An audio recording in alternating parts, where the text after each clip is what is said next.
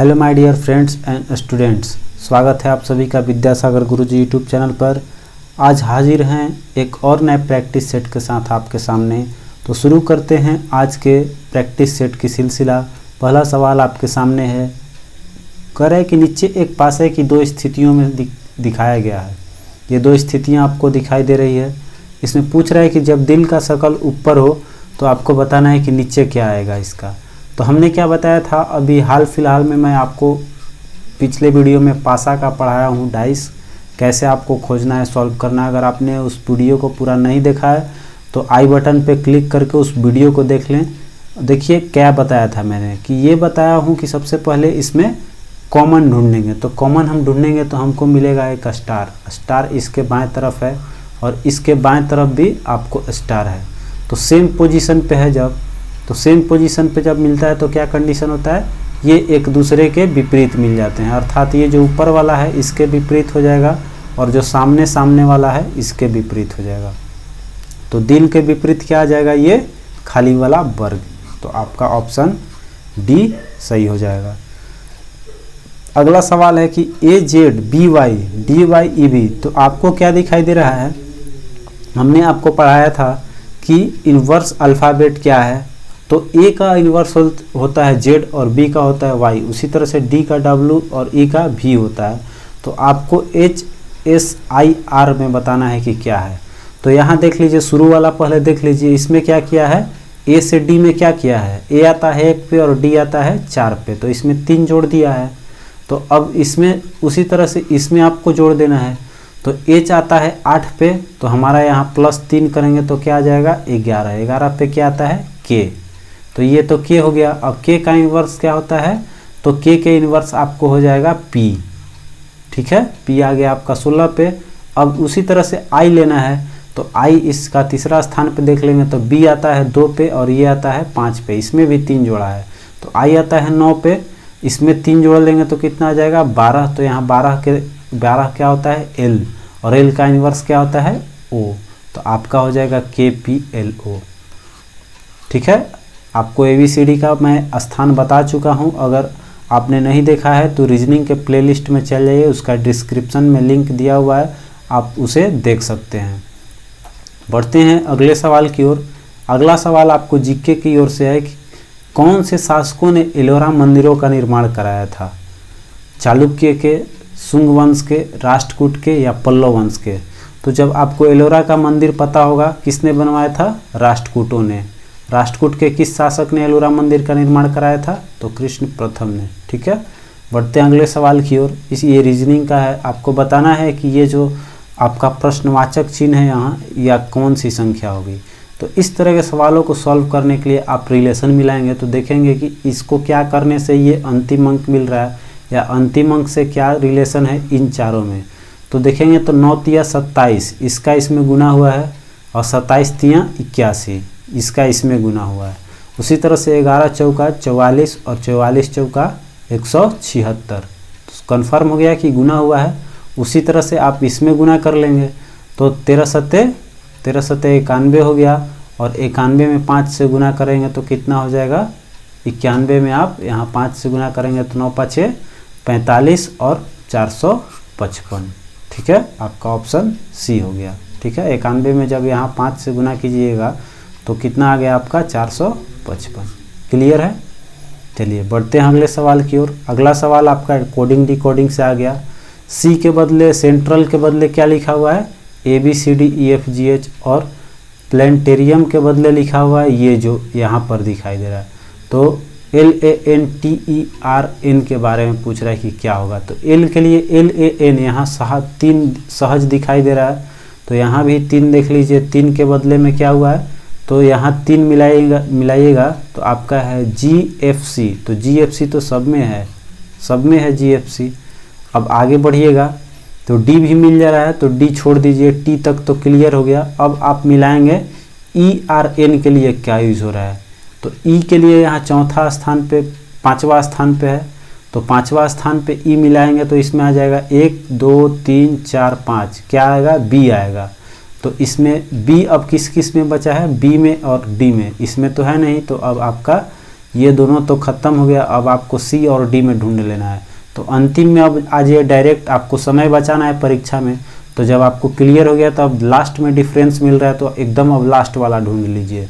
तो एन में क्या, अब एन यहाँ है तो एन के लिए देख लीजिए एन कहाँ यूज हुआ है, तो एन मेरा यूज हुआ है ऊपर वाला में, ऊपर वाला में भी देख सकते हैं एन है तीसरे स्थान पे, तो तीसरे स्थान पे एन के जगह यूज हो रहा है सी, तो सी लास्ट किसके में है, बी वाला में है, तो आपका आंसर बी हो जाएगा। ठीक है, आपको ये कॉन्सेप्ट थॉट प्रोसेस लेना है एग्ज़ाम में, अगर आपको सॉल्व करना है जल्दी समय बचाना है तो। जब कॉमन मिल गया तो अब डायरेक्ट आप देखिए कि कहाँ डिफरेंस हो रहा है और उसी अक्षर को ढूंढ के आप उसको सॉल्व कर लीजिए। चलते हैं अगले सवाल की ओर। अगला सवाल देखिए, इसमें बताना है कि ये जो स्टार आपको बीच में दिखाई दे रहा है यहाँ पर क्या होगा। तो इस तरह के जब सवाल आपको मिले तो इन चारों कोना को आप एक ऐसे नज़रिए से देखिएगा कि क्या करें कि मेरा बीच वाला मिल जाए। क्या इसको जोड़ने से और इसको जोड़ के घटाने से मिलेगा क्या? तो 6 और 2 पहला अंक मिलाएंगे तो 8, और 8 और 5 13, तो 8 में से 3 जब घटेगा तो 5 आएगा, ये तो होगा नहीं। अब इधर से आप देखेंगे तो 6 और 5 11, 11 और 8 2 10, हाँ इधर से हो सकता है। इन दोनों को जोड़ेंगे तो क्या आएगा मेरे पास, इन दोनों को जोड़िएगा तो आपका आ जाएगा 1 6 5 11 के 1 और 5 1 6 71 आया। और इन दोनों को जोड़िएगा तो क्या आ जाएगा आपको, इन दोनों को एक तरफ के जोड़ेंगे तो आपका आ जाएगा 30, और इसको घटाइएगा जब तो मेरा क्या आ जाएगा 41, 41 बीच वाला मिल रहा है। उसी तरह से इसको जोड़ दीजिए 46 और 9 हो जाएगा 55, और 55 में से 16 घटाएंगे तो 39 मिल गया। तो बिल्कुल यही कॉन्सेप्ट है। तो इधर वाला उसी तरह से इसमें जोड़ेंगे और दोनों को घटा लेंगे, तो इसको जोड़ेंगे कितना आ जाएगा 34, और 11 को जब जोड़िएगा तो आपका आ जाएगा कितना 45। उसी तरह 14 और 6 को जोड़िएगा तो कितना आ जाएगा आपको 20, और इन दोनों को क्या करना है घटा लेना है। तो जब घटाइएगा तो कितना आएगा आपका 25। तो ऑप्शन ए आपका सही हो गया। उम्मीद करते हैं आपको ये सेशन पसंद आ रही होगी। इसी तरह से बढ़ते हैं अगले सवाल की ओर। तो अगला सवाल देखिए स्टीमर पे है। तो आपको बताना है कि एक स्टीमर नदी की बहाव की दिशा में 16 किलोमीटर प्रति घंटा की रफ्तार से तथा बहाव के विपरीत दिशा में, देखिए ये मान लीजिए अगर पानी है, पानी अगर इधर बह रही है और इधर ही हम जाएंगे तो क्या होगा, मेरा तेज हो जाएगा, गति तेज हो जाएगा। तो दोनों को मिला देंगे तो 16 किलोमीटर प्रति घंटा हो गया। इसमें नाव जा रही है, ठीक है, नाव ये है, तो नाव अगर बहते हुए जा रही है तो ये तो तेज हो जाएगी जब उसके दिशा में जाएगी, और जब इधर आ रही है तो ये आपका लौट के आ रही है कितना 10 के रफ्तार से। तो ये जो है आपका 10 किलोमीटर प्रति घंटा के रफ्तार से। तो जब जाए उतना ही से और आए उतना ही से, तो आपको क्या करना है कि इसमें दोनों को जोड़ लेना है। 16 और 10 जोड़ के 2 से भाग दे देंगे तो कितना आ जाएगा मेरे पास 26 और 2 अर्थात 13 किलोमीटर प्रति घंटा आ गया। तो 13 किलोमीटर प्रति घंटा किसका आएगा, नाव का आएगा कि ये स्टीमर का आएगा। तो आपसे क्या पूछ रहा है, स्टीमर का पूछ रहा है, स्टीमर का रफ्तार। तो आपको सोचना है कि ये 13 किसका आया। तो स्टीमर तेज चलेगा पानी से तब तो कभी पार करेगा, नहीं तो अगर स्टीमर ही धीमा होगा तो मेरा वो जो जल है, जल का बहाव वो क्या करेगा, उसको बढ़ने नहीं देगा। इसका मतलब 13 किलोमीटर कौन है आपका, 13 किलोमीटर आपका ये हो गया नाव की चाल। आपका ऑप्शन निकल गया बी। जब आप बढ़ने का और आने का और जाने का दोनों का दिया रहे तो आपको कुछ भी नहीं करना है, उन दोनों को जोड़कर और 2 से भाग दे दीजिएगा तो वो स्टीमर की रफ्तार आपका या नाव की चाल आपको निकल जाएगा। चलिए बढ़ते हैं अगले सवाल की ओर। अगला सवाल कह रहा है जीके से है, बताना है कि किसका नाम देवनाम प्रियदर्शी था। प्रियदर्शी किसका था आप सभी को पता है। तो मौर्य काल के शासक या मौर्य राजा अशोक का नाम जो था वह देवनाम प्रियदर्शी था। बढ़ते हैं अगले सवाल की ओर। अगला सवाल है कि ABCD में कोण A तथा B के समद्विभाजक O पर मिलते हैं, तो AOB का मान बताना है कि कितना होगा। जैसे इसको देखिए, ये जो है, ये जो कोण है, कोई भी कोई भी चतुर्भुज है, इसका ये जो कोण है यहाँ से समद्विभाजक खींचना है, अर्थात ये कोण जो है और ये कोण बराबर होगा।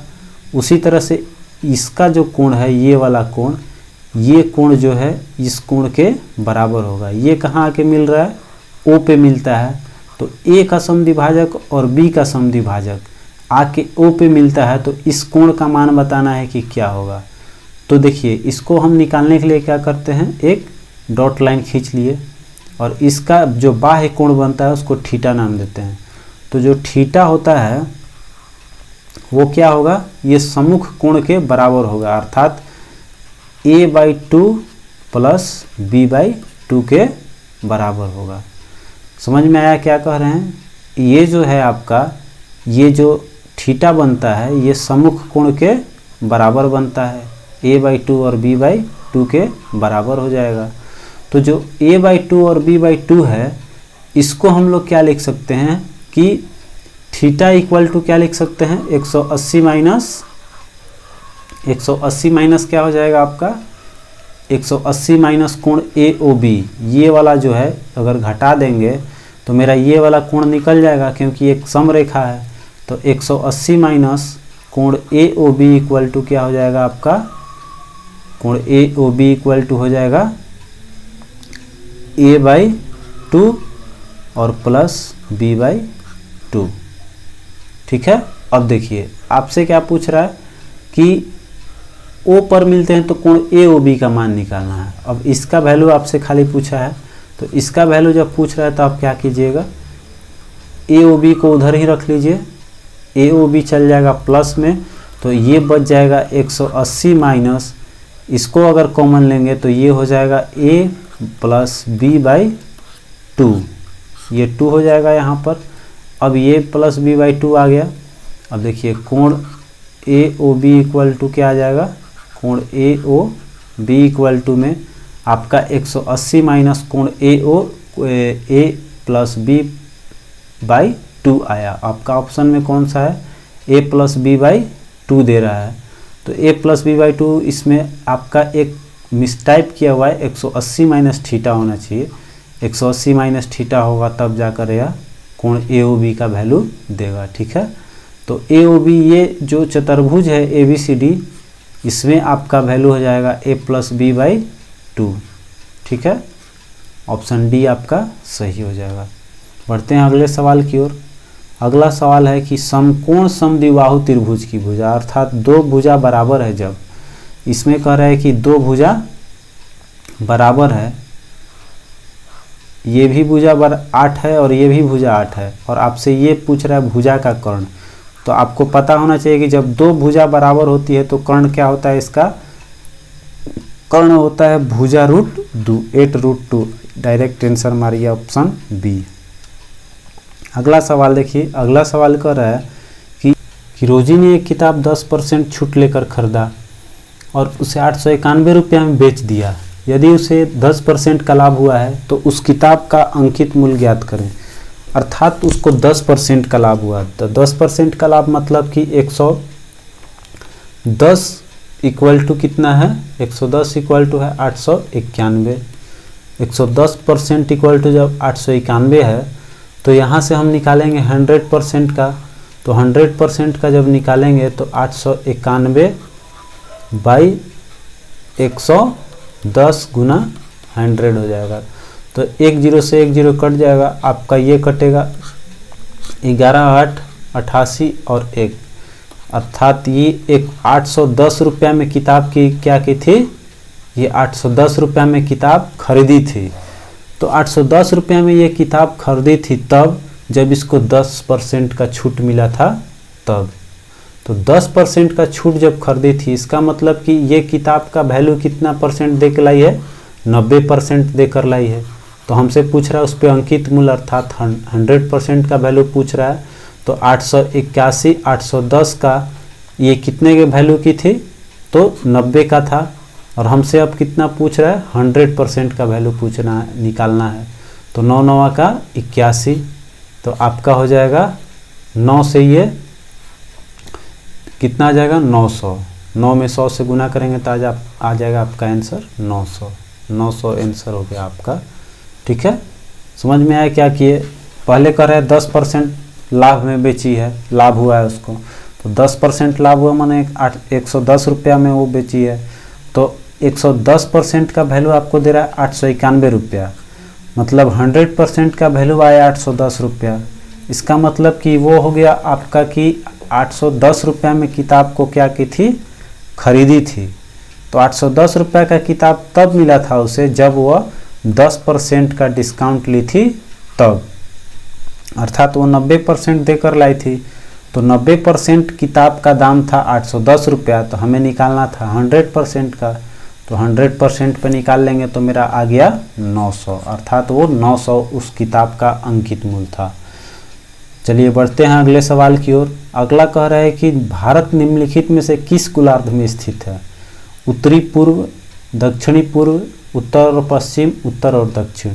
तो जब आप इसका मैप देखेंगे विश्व का, तो विश्व के भूगोल में आपको भारत जो मिलेगा वो मिलता है यहाँ पर, तो यहाँ पर मिलेगा, इसका मतलब कि उत्तर में मिलेगा, ये ऊपर हो गया उत्तर और इधर हो गया आपका पूरब, यहाँ से इधर आपका पूरब में गिनती आएगा, तो ऑप्शन हो जाएगा उत्तरी पूर्वी। ठीक है, बढ़ते हैं अब अगले सवाल की ओर। अगला कह रहा है कि 6 आदमी एक काम को 13 दिन में करता है तथा 18 औरतें उसी काम को कितना दिन में करती है, 13 दिन में, अर्थात यहाँ दिन बराबर है, ये भी 13 दिन में कर रहा है, ये भी 13 दिन में कर रही है, लेकिन ये 6 आदमी मिलकर कर रहा है और ये 18 औरत मिलकर कर रही है। अर्थात कह सकते हैं कि जो एक आदमी का कैपेसिटी है काम करने का, वह 3 औरत के बराबर है, 3 औरत के बराबर है।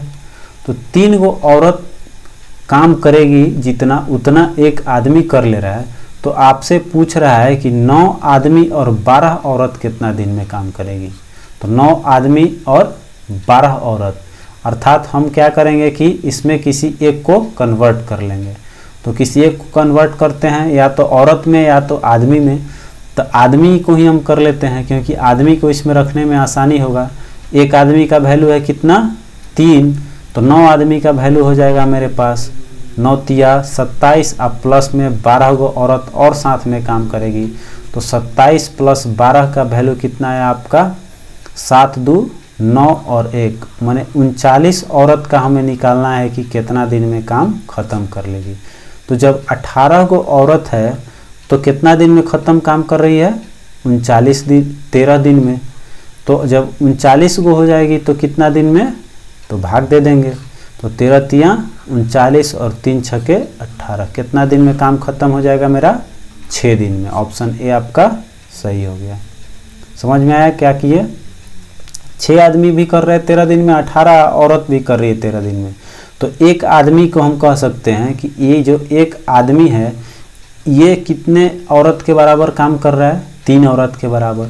तो 9 आदमी जहाँ है वहाँ हम औरत में कन्वर्ट कर देंगे, तो औरत में कन्वर्ट करेंगे तो ये हो जाएगा 9 तिया 27 औरत, और इसके साथ में और कितना औरत काम करेगी, 12 गो औरत। इसका मतलब 27 और 12 39 औरत से पूछ रहा है कि वह काम कितने दिनों में कर लेंगे। तो 18 औरत कर रही है 13 दिन में, 18 औरत कर रही है 13 दिन में, तो पूछ रहे हैं हमसे 39 का डिवाइड कर दिए, आंसर आ गया 6। समझ गए। बढ़ते हैं अगले सवाल की ओर। ये सवाल जो है मैंने आपको दिया था सेट 1 में कि आप इसको सॉल्व करके हमें कमेंट कीजिएगा। देखिए मैं इसको बता रहा हूँ कि आप किस तरह से इसको शॉर्टकट में बना सकते हैं। X y z equal to दिया है 21 और वाई जेड इक्वल टू दिया है, मान निकालना है उसका। तो वाई जेड का मान निकालना है तो हम क्या करेंगे, एक्स को हटाएंगे। एक्स को हटाने के लिए हम लेके चलते हैं एक्स और जेड को, क्योंकि कैलकुलेशन इसका आसान दिखाई दे रहा है। 6 है नीचे और इसमें 12 है नीचे, आसानी से कट जाएगा। जेड माइनस 5/12, 6 दूनी का 12, ये कट गया 2 बार में। तो आ गया मेरा x equal to z minus 5/2। ठीक है, अब इसी तरह से लेकर चलेंगे हम y और z को, y minus 3/8 equal to z minus 5/12, ये कट जाएगा 4 तिहाई का 12 और 4 दूनी का 8। जब क्रॉस मल्टीप्लीकेशन करेंगे तो ये हो जाएगा 3y और तीतरी का 9, और ये जब 2 से इसमें गुना करेंगे तो हो जाएगा 2z और माइनस का 10। इसको जब हल करेंगे तो मेरे पास आएगा 3y इक्वल टू 2z, और ये माइनस से इधर आएगा तो +9 हो जाएगा, और +9 और -10 मिलकर दे देगा माइनस का 1। तो y इक्वल टू जब वैल्यू निकालेंगे तो मेरे पास क्या आ जाएगा, ऊपर लिखते हैं y इक्वल टू वैल्यू मेरा आ जाएगा 2z माइनस का 1/3, इधर डिवाइड हो गया। तो x का वैल्यू आया है z माइनस 5 इतना, और y का वैल्यू मेरे पास आया है 2z माइनस 1/3। इसको पुटअप करते हैं अब इस इक्वेशन में, तो y इक्वल टू है 2z माइनस 1/3। तो अब यहाँ देखिए पुटअप कर दे रहे हैं वैल्यू को, x plus y plus z बराबर कितना है, x plus y plus z equal to है 21। तो x का वैल्यू निकाले हैं तो मेरे पास आया है z माइनस 5/12, और इसका वैल्यू निकाले हैं प्लस, जब y का वैल्यू निकाले हैं तो y इक्वल टू कितना आया है, आप देख लीजिए बैक वाले स्लाइड में y का वैल्यू कितना आया है, y का वैल्यू मेरे पास आया है 2z माइनस 1/3। यहाँ से x का वैल्यू लिख लिए हैं z माइनस 5/2, और y का वैल्यू आया है 2z माइनस 1/3। तो इसमें वैल्यू पुट कर लेते हैं y का 2z माइनस 1/3, और प्लस z का z है ही, और ये हो गया 21। जब एलसीएम लेंगे इसका, यहाँ पर 2 था तो ये हो जाएगा एलसीएम 2 और 3 का 6, तो ये हो जाएगा z, इसको जब गुना करेंगे तो 2 तिहाई 6, 3z और माइनस 5 तिहाई 15, और इसको हो जाएगा प्लस 3 से ये जाएगा 2 बार में, तो इसमें 2 से गुना करेंगे तो 2 दूनी 4z, और 1 से भी गुना होगा 2 में तो क्या आ जाएगा 2 हो जाएगा, और प्लस ये z को जब 6 से गुना होगा तो 6z इक्वल टू 21 हो गया। अब इसको हल करेंगे तो मेरे पास z वाला को जोड़ लेंगे तो 4 3 7, और 7 और 6 कितना हो गया आपका, 7 और 6 हो गया 13z, और ये माइनस का 15 और 2 कितना आ गया 17, इक्वल टू ये जो है भाग में इधर आएगा तो क्या हो जाएगा 21 गुना 6, गुना करेंगे कितना आ जाएगा, ये 6 दूनी 12 और 6 कम 6 126 आ गया। तो 13z इक्वल टू क्या आ गया, 13z इक्वल टू आ गया आपका 126, और ये जो माइनस का 17 इधर आ जाएगा तो क्या हो जाएगा प्लस का 17, जोड़िएगा तो ये कितना हो जाएगा, 13z इक्वल टू हो जाएगा आपका 7 6 13 3 1 4 143। तो ये 13 से कटेगा, 13 एकम 13 और 13 एकम 13, z इक्वल टू क्या आ गया आपका 11 आ गया। जब z इक्वल टू 11 आ गया तो पिछले इक्वेशन में z इक्वल टू 11 रखिएगा, z इक्वल टू 11 रखते हैं, इसमें किसी में रख देते हैं, z इक्वल टू 11 रखते हैं, हमसे yz का पूछ रहा है, yz का वैल्यू तो इसमें रखेंगे y वाला में, तो z का वैल्यू रखेंगे तो आ जाएगा 2z इक्वल टू 11 और माइनस 1/3, तो 11 दूनी का 22, 22 में से एक जाएगा कितना हो जाएगा 21/3, कट जाएगा कितना आ जाएगा 7, अर्थात यहाँ से y का वैल्यू कितना आ गया 7। यहाँ से y का वैल्यू लिख देते हैं, यहाँ कितना आ गया, y का वैल्यू आ गया 7, और जब y का वैल्यू 7 और z का वैल्यू 11, तो आपसे पूछ क्या रहा है y गुना z, yz का वैल्यू पूछ रहा है, तो 11 सते 77, आपका ऑप्शन सी जो है वो सही हो जाएगा। उम्मीद करते हैं कि ये सवाल समझ में आ गया है, नहीं आया तो एक बार फिर से देख लीजिएगा। ये जो सवाल आपको दिखाई दे रहा है इसका ये इस सेट का अंतिम सवाल है, जिसे आपको कमेंट करना है, बताना है, केवल ऑप्शन टाइप कर लीजिएगा कि इसका लोक लेखा समिति होगा या प्राक्कलन समिति होगा या सार्वजनिक उपक्रम समिति होगा या सरकारी बीमा समिति होगा। आपको इसका जवाब ABCD के रूप में टाइप कर देना है कमेंट बॉक्स में, और इसका अगर नहीं होता है तो मैं फिर इसको आने वाले अगले सेट में, सेट 3 में मैं आपको इसका सॉल्यूशन दूंगा। ठीक है, तब तक के लिए आप अपना ध्यान रखिए, ख्याल रखिए, मिलते हैं अगले वीडियो में। जय हिंद, वंदे मातरम।